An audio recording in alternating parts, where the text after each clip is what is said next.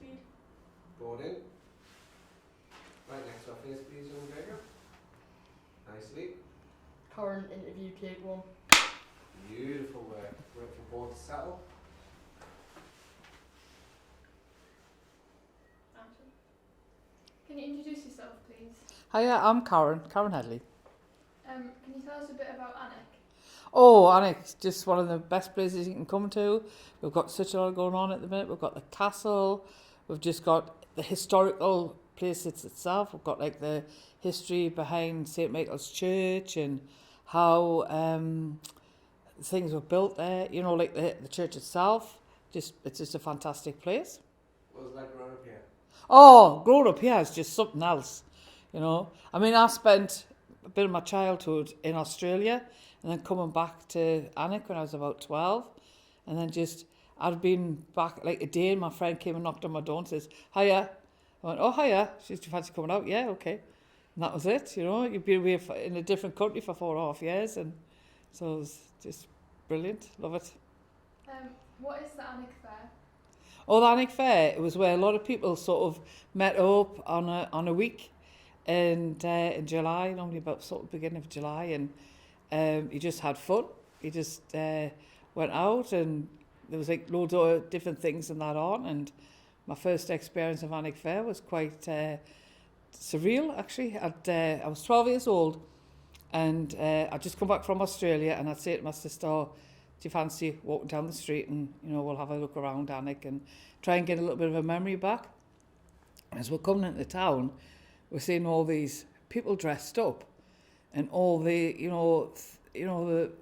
the stalls in the marketplace, and there was a guy in stocks getting things thrown up, and 12 years old, coming back into that, and I'm looking at my sister, I'm saying, can you see this? And she went, yeah. I said, can you see what's going on here? She says, yeah. She says, why, what's the matter? I says, I thought I was having some sort of jet lag thing where you kind of like don't see things right. And I would start laughing. I went, yeah, okay.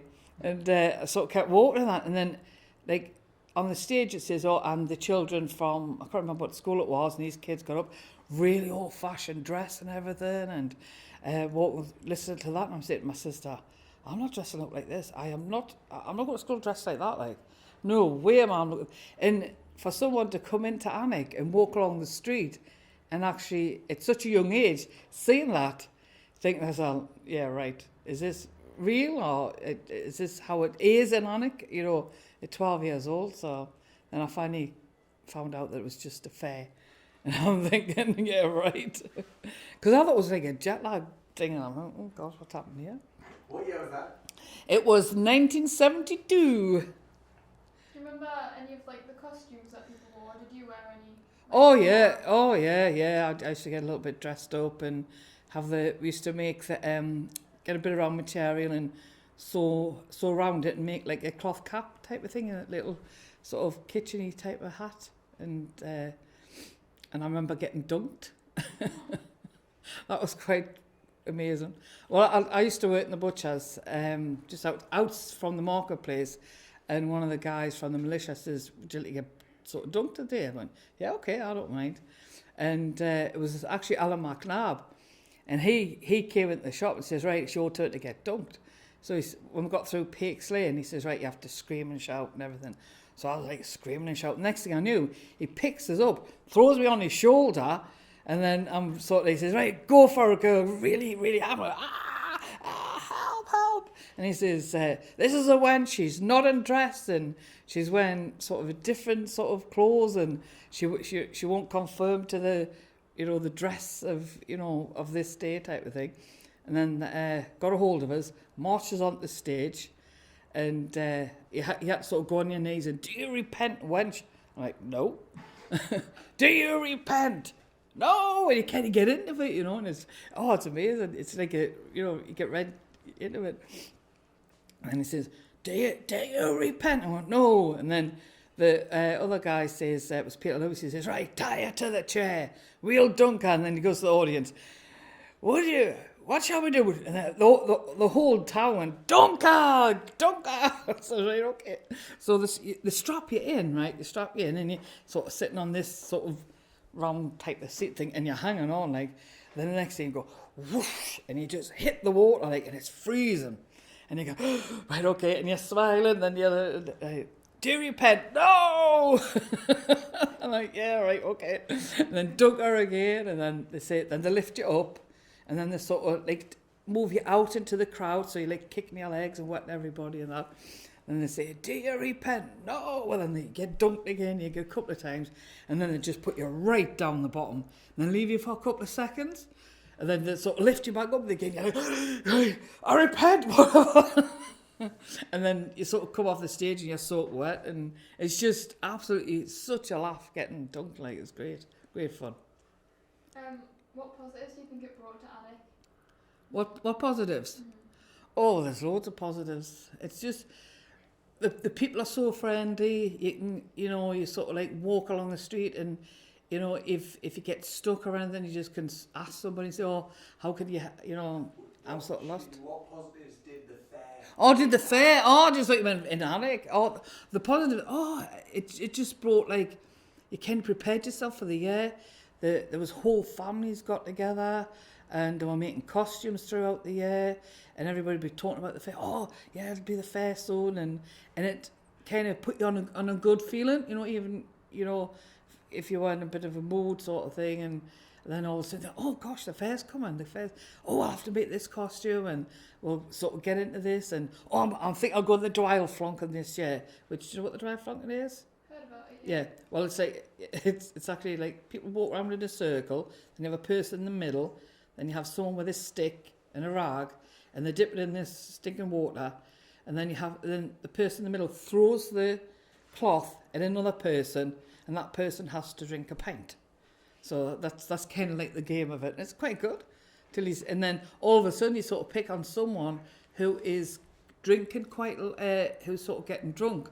So the person throwing the rag kinds to hit the person that's had the most drink, and then the sort of drink. And then you have a thing called like the Dwyle Flonken, where it's a big long sort of glass full of beer, and they had competitions to see who could drink this Dwyle Flonk, the Eau de Ville, to see who could drink the Eau de Ville the quickest.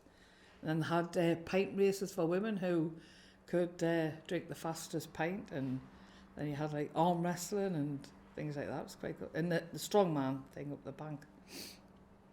Do you have any more like funny memories from the Alnwick Fair? Oh gosh. Just want to go in for the strongman competition where they carry the sack, and the man says, no, because you're a girl. I says, well, I'm pretty sure I could lift that just as good as a man could. They said, no, it's just for men. I'm like, oh. But see, this day and age now, if I asked to do it, they would have to let us. I'm not doing it all. Why do you think it's no longer a thing? My personal opinion is, I think what it was, they brought in rules and regulations, health and safety were brought into it, and when you bring that sort of thing into it, it's looked at in a different way, where throwing a rag at a person and getting them drunk, what's the health and safety of that person falling over, hurting themselves, and what's the point of it? Do you know what I mean? But we're taking that away from it. It was just a good laugh. It was just good fun. But they brought in all these type of, you can't sort of do that now, and you can't do this, and you have to think about the health and safety of that person. Is it detrimental to the health, being drunk and things like that, and get them to drink like a yard of ale and get them drunk.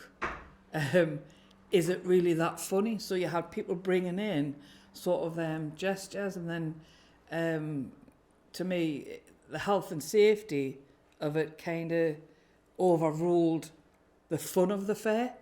It kind of like brought it to the seriousness side of it. And I think people just thought, well, they're kind of like, do you really want to throw a rag at someone and get them drunk and things like that? And the kind of, to me, the health and safety sort of took the fun out of the fair.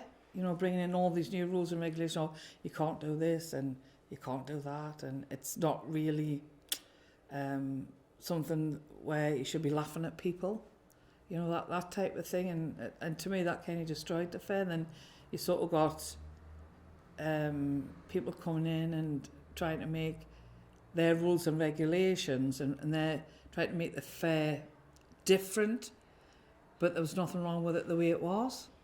You know, to me, if the clock's not broken, don't fix it. You know, leave it the way it was. Yeah, bring out new ideas, and then they just sort of, it just filtered out, which was a real shame. You know, because it would, you know, it brought families together, brought everybody together. I mean, the amount of tourists and people that came into Alnwick just for the fair, you know, and it's just crazy. Since like COVID and us not being allowed to be together, why are community gatherings so important?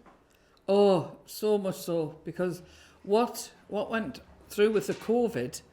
Sorry, Karen. Oh no, that's all right. Plugged in as well, so you run out 1 second. Actually, sit back to Rebecca, please.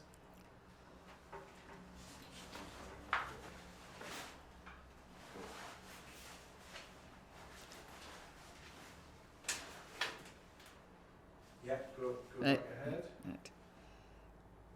Because with the COVID, a lot of families and that were split away from each other, and they weren't allowed to visit grandmas, granddads, parents. You know, your whole family, sort of as a whole, was just split apart. Just poof, you can't say this one, you can't do that, you can't have parties, you can't.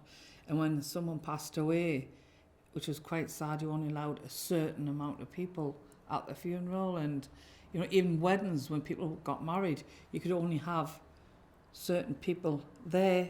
You were given like a list of 10, which to me was, you know, it's sad. So now people are getting together more, and because the sort of restrictions of COVID have been lifted, and it's families are now, I think, appreciating each other more, respecting each other more. I think, you know, when we were split up, we're now together, and they hug more, and they kind of think, oh yeah, I'll go and visit my grandma, I'll go and do this. Because when you're not allowed to do something and that's taken away from you, when it's gone, you tend to appreciate more till you get it back and think, right, I'll look after this now.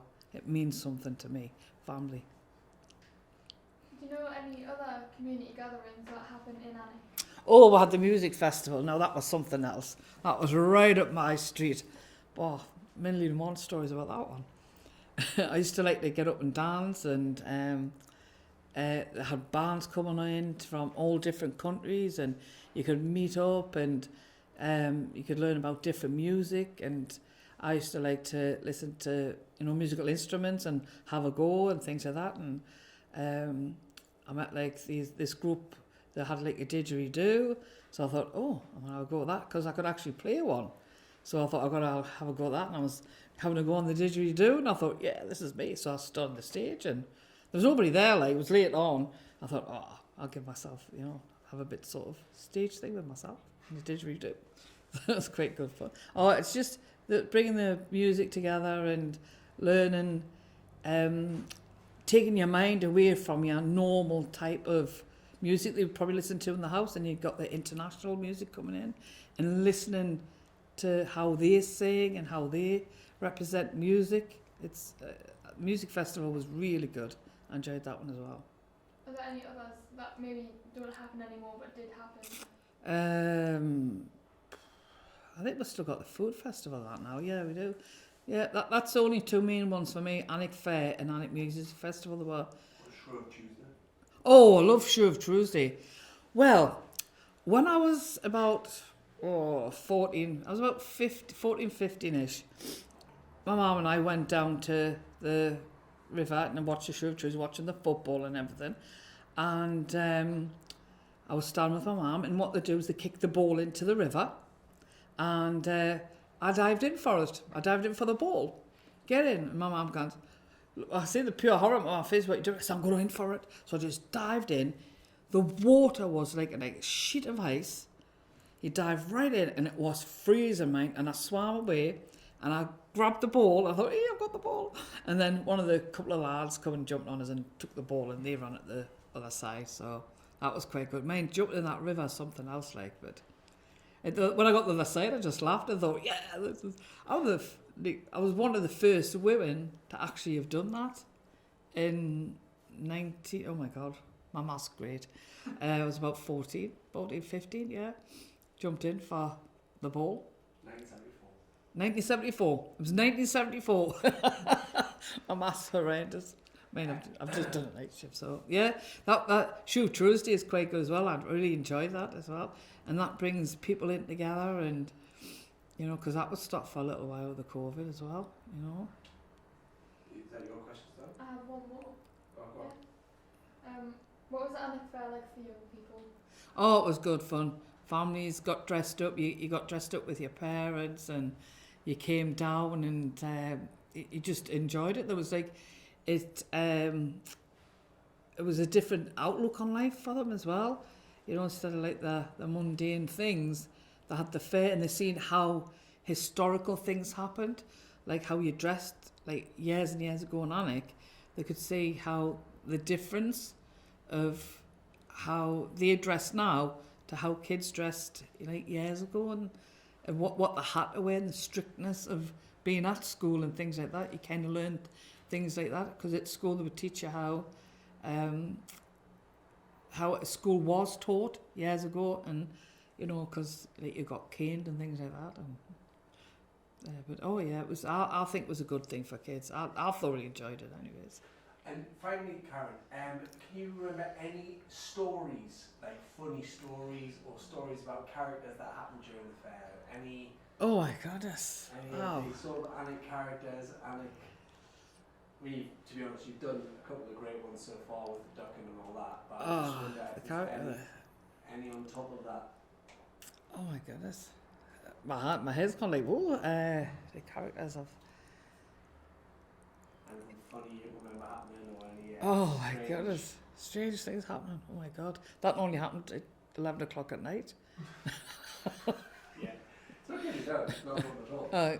I remember like going into the pubs, and I used to I was arm wrestling for pints, and I was quite good at it. I got quite drunk many a night, which was great.